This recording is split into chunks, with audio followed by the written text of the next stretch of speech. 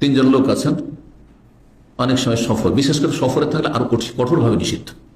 এখন এইখানে যদি শুধু তিনজন লোক থাকে, একজনকে বাদ দিয়ে আরেকজনকে বলছেন ভাই আপনার সাথে একটা পার্সোনাল কথা আছে, আর এখানে গুনগুন করে কানে কানে আপনার কথা বলছেন, হ্যাঁ, গোপন আলাপ করতে লাগলেন, এটা তো ওই লোকটি কষ্ট পাবে না?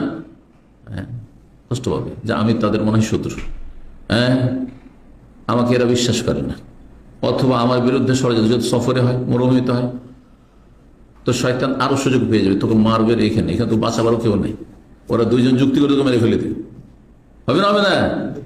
জি, সেই জন্য নবী সাল্লাল্লাহু আলাইহি ওয়াসাল্লাম কঠোরভাবে নিষেধ। এটাও মানসিক কষ্ট দেওয়া, তাহলে কষ্ট দেওয়া শারীরিক হতে পারে, কষ্ট দেওয়া মানসিক হতে পারে, কথার দ্বারা হতে পারে, বিভিন্ন আচার আচরণ দিয়ে হইতে পারে কষ্ট দেওয়া। এখানে মানসিক কষ্ট দিলেন। আজকাল বলছে মেন্টাল টর্চার, হাতে মারে না, লাঠি দিয়ে মারে না, কেন মানসিক আঘাত করছে, মানসিক ভাবে আঘাত করছে।